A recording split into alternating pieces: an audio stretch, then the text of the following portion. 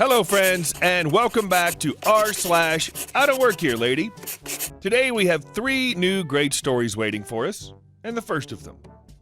I scream in a store to get a Karen to leave me alone. But before we start, I hope you've already subscribed to the channel so you don't miss any new videos. Let's get started. One day, I was shopping at the local Walmart and had my headphones in. These headphones are incredibly nice and a gift from my parents. I'd just gotten off work and was in business casual. Khakis and a plain gray polo, no logo, nothing to indicate that I worked at Walmart. I was looking in the freezer section for some ice cream for dessert that night when someone yanked my headphones off. I was in the freezer section looking for some ice cream for dessert that night when someone yanked the headphones off my head and they fell on the ground.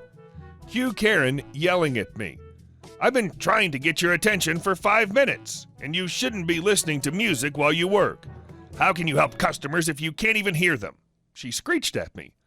Now I am seeing red. If she damaged my headphones, there was going to be hell to pay. So I lean down to pick them up, and I say to this crazy B word, "Don't you ever effing touch me, you crazy B. I don't effing work here, you stupid F. Touch me again, and I'll scream so loud the whole store will hear." "Don't you talk to me like that. I'm a customer," she said as she grabbed my bicep to haul me to a manager like a child to be punished. So I let her have it. I screamed the loudest scream I could possibly imagine. I actually lost my voice the next day because of it. It startled her so bad that she let me go and dropped her purse. Not even 20 seconds later, a manager comes running with a security guy. The manager demanded to be told what was going on. I told him this crazy bee assaulted me. She tore my headphones off my head and grabbed me. I feared for my life. A complete embellishment. So I screamed. By now we have an audience, and the manager takes us both and separates us. Luckily for me, a very nice woman was a little farther down the aisle and saw the whole thing and told the security guard what had happened and backed up my story.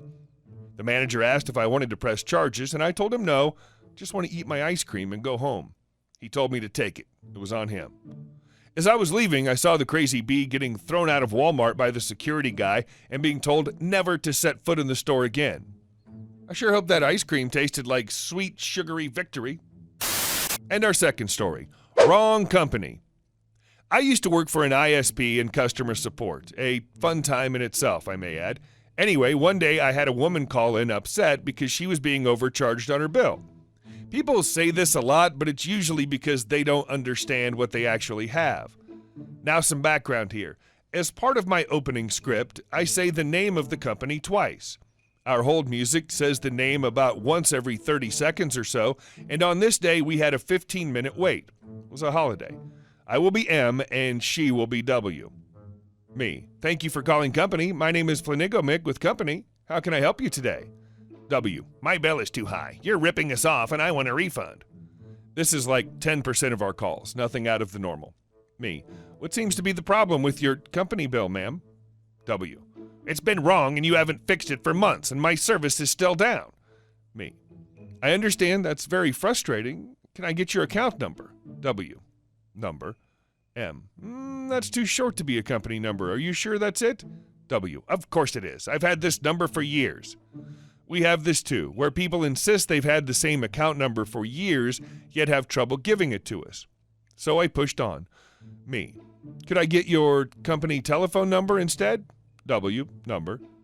The number she gives me doesn't return anything in the system. Our system won't return a number unless it's our company, but people sometimes give us cell numbers instead. Me. That number doesn't bring up anything. Do you have another one?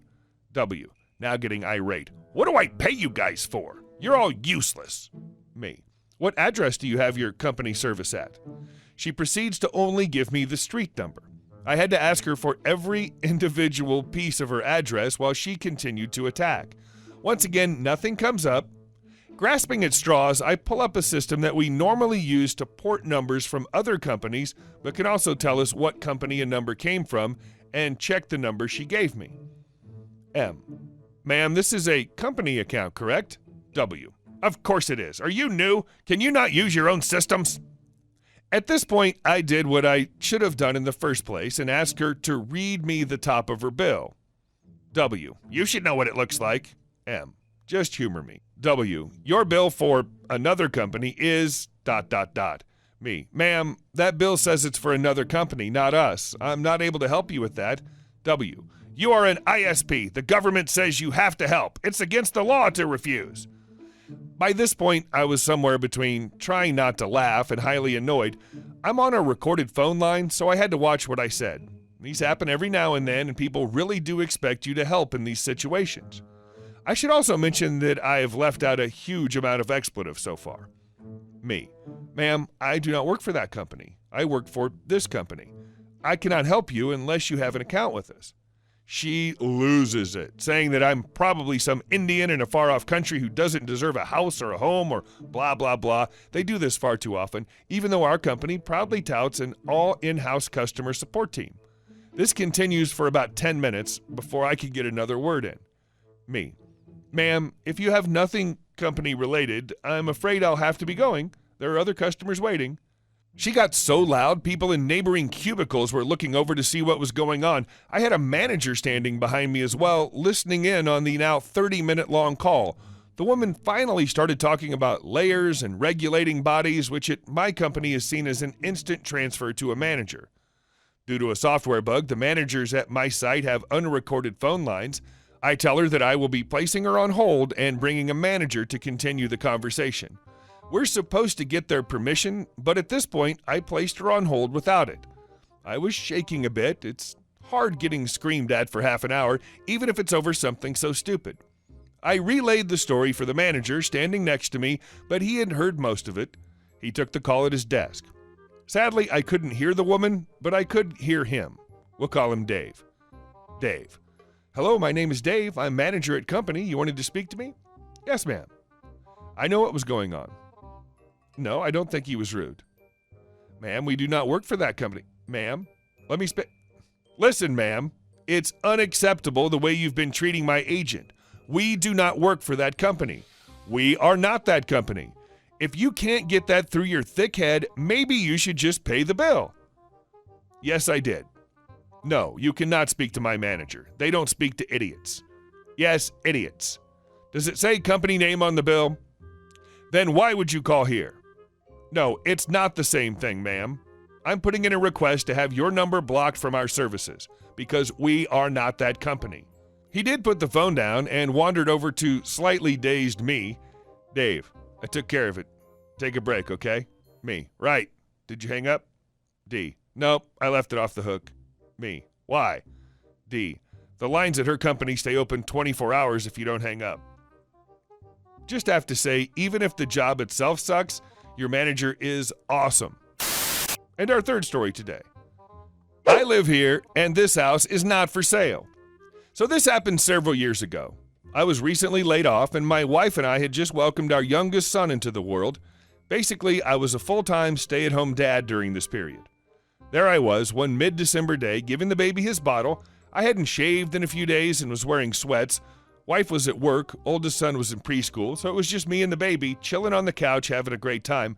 He had just really started being interactive, so it was a lot of fun. That's when the doorbell rings. Well, that's strange. I wasn't expecting anyone. So with a long, practiced hand, remember, I do have an older son, I stood up with the baby in hand, all while keeping the bottle firmly in his mouth, and I went to the door. On my doorstep was a middle-aged lady with orange hair. Orange as in, I'm so colorblind, I don't know how ridiculous my hair color is orange. I'll call her OHL for Orange Hair Lady. OHL, who are you? Where's my realtor? She also tried to push past me. Me, excuse me, I've not invited you in. Who are you? OHL, the person possibly buying your house, but not if you don't let me in. Now get out of my way and do your job and show me this house. Me, I'm completely confused at this point. This house is not for sale. OHL, nonsense. Sound loudly enough that it set my son to cry. The street number is 1234. This is the house my realtor told me to meet him at. On a side note, for some reason, the idiot developer of this neighborhood reused the same street numbers on almost every street. Indeed, my house is 1234, but there are at least 5 houses with the same street number, but on different streets. The house she was looking for was 1 street over and could even be seen out my back sliding glass door. Me, what's the street name? OHL, Baker Street. Aha, she was looking for the house one street over. Me, this is Pennsylvania Avenue, not Baker Street. I pointed through my back door where the house was plainly visible. Me, that is 1234 Baker Street. You'd think I'd taken a dump in her Wheaties. OHL, I can't believe this. Then why did you open your door? Being mid-December in Wisconsin with an infant in my arms that was getting cold even though he was wrapped in a blanket, I took this as my cue and slammed the door in her face. I heard cussing through the door, but she stomped off and I heard a car start up and drive off. I went back to the couch only to find my son had finished his bottle and was looking very sleepy. So upstairs I go to change his diaper and put him down for a midday nap, which meant I'd get 2 solid hours to work on various projects around the house. Then the damn doorbell rings again and wakes him up. Gee, it. You guessed it, OHL was back. Before she opened her mouth, me, what the absolute F do you want? Get the hell off my property, I'm going to call the police. OHL, nostrils flared. Listen here, you. And I treated her to a door slammed in the face, part 2. Never did I hear what I was supposed to listen to her about. Fortunately, by the time I went back upstairs, the baby was back asleep and OHL made her exit from my property. I hope she didn't move into your neighborhood. Nobody needs a neighbor like that. And thank you all for watching the video to the end. I'll see you in the next one.